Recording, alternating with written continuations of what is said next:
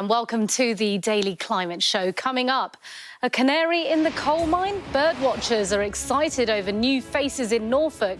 But what does it tell us about climate change?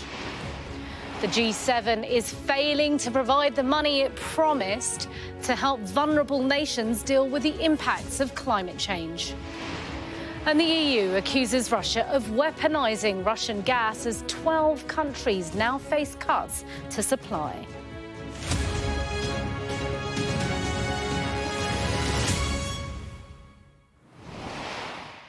Hello, welcome to the Daily Climate Show, where we track the changes happening to our planet, hear from the people affected by them, and report on the race for solutions. And we start today with news of some unexpected visitors. Birdwatchers have been flocking to the Norfolk coast to see European bee-eaters, rare and spectacular visitors from Africa and southern Europe. Exciting for birdwatchers, no doubt, but also a sign that climate change has arrived. Our science and technology editor, Tom Clark, reports. A bee-eater in Britain, that's rare enough. These blue, green and gold insect feeders are native to Africa, southern Spain and Portugal.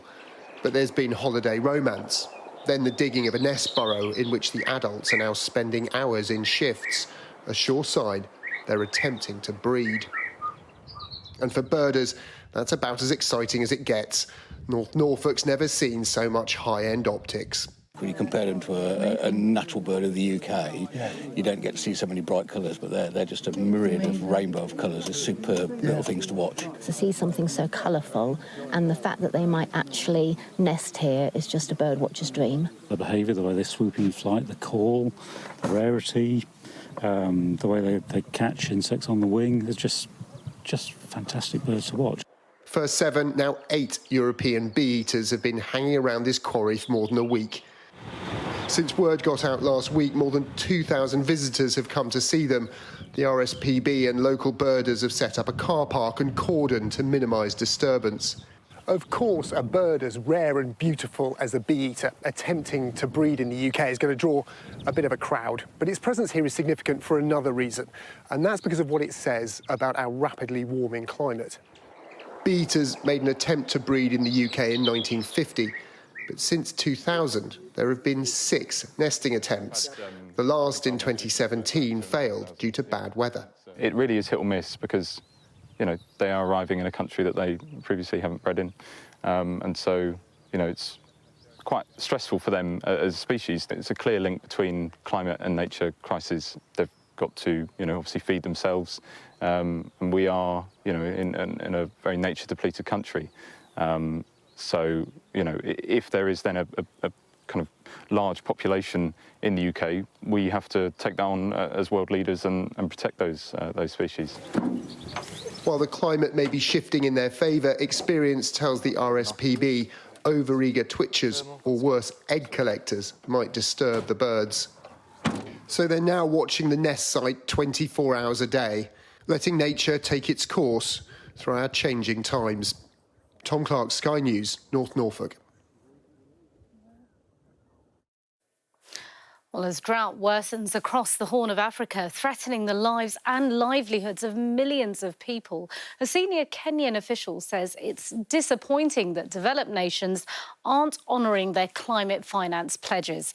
The comments from the Kenyan official responsible for tackling climate change comes as a new report reveals rich nations are breaking promises over climate finance.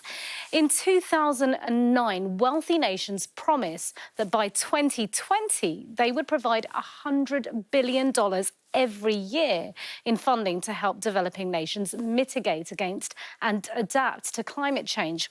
Well, that target is not being met, and the report from the CARE Climate Justice Centre says that over the past decade, nearly half of the funds reported as climate finance by G7 nations have simply been diverted from existing aid budgets.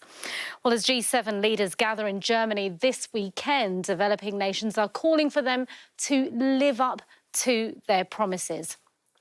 I'm joined now from Malawi by Chikondi Chibvuta, who is with CARE Climate Justice Centre, who produced the report. Good afternoon to you. Thanks very much indeed for speaking to us here on the Daily Climate Show. These are eye-opening numbers, shocking, some might say.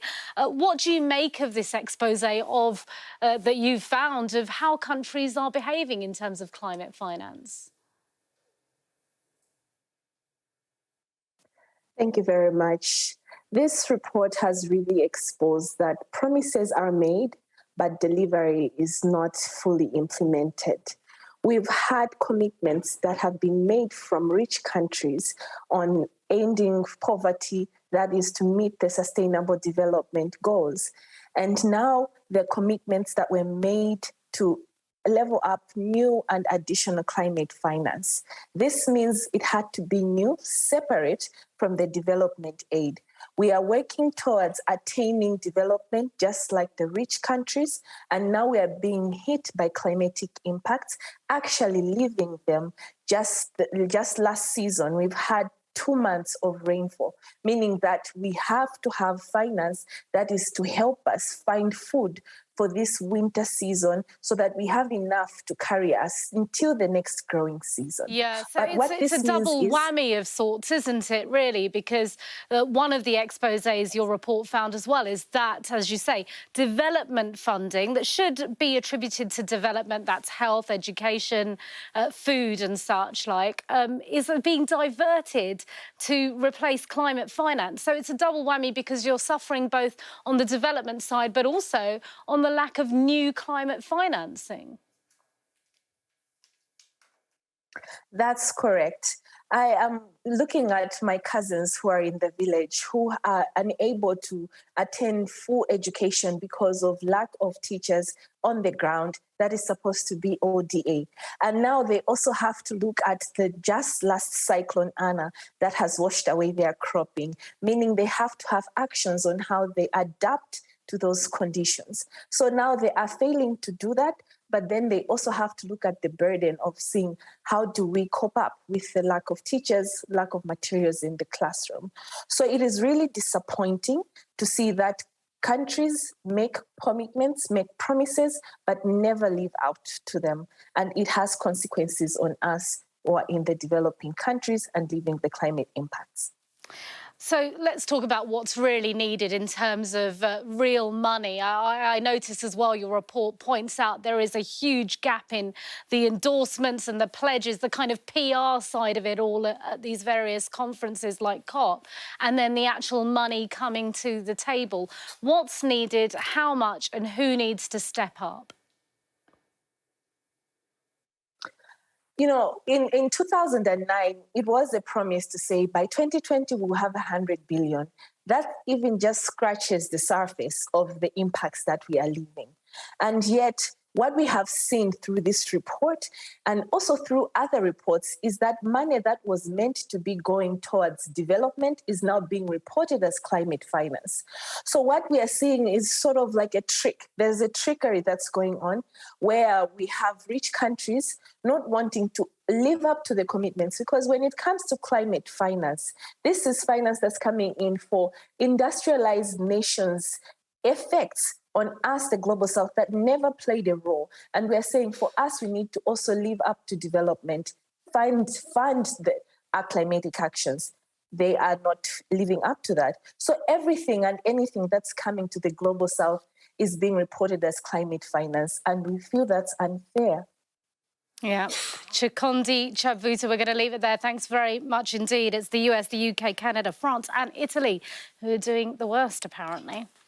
Let's get some more of the day's other climate news for you now. And the EU's climate chief has warned a full gas disruption in Europe is now more likely than ever before due to the ongoing war in Ukraine. We were discussing this yesterday, weren't we? Frans Timmermans was speaking after several EU countries decided to revert to coal, the most powerful polluter, of course, as the gas supply from Russia reduces. Russia has weaponized energy, and we have seen further gas disruptions announced in recent days. All this is part of Russia's strategy to undermine our unity. In total, 12 member states are now affected by Russian unilateral supply cuts. 10 member states have issued an early warning under the gas security of supply regulation. So the risk of a full gas disruption is now more real than ever before. Wildfires are raging for a third day near a popular resort in southwest Turkey. More than 2,500 firefighters have been deployed near Marmaris on the Aegean Sea coast. The fire spread rapidly and has forced dozens of people from their homes. The scenes have sparked fears of a repeat of last year's fires that were Turkey's worst on record and destroyed tens of thousands of acres of woodland.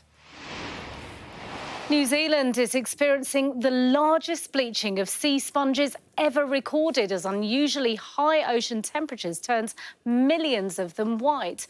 Bleaching lowers the chemical defences of sea sponges and deprives them of food needed to survive. 2 marine heat waves in the country have created record ocean temperatures, rising as much as 5 degrees higher than normal in some areas.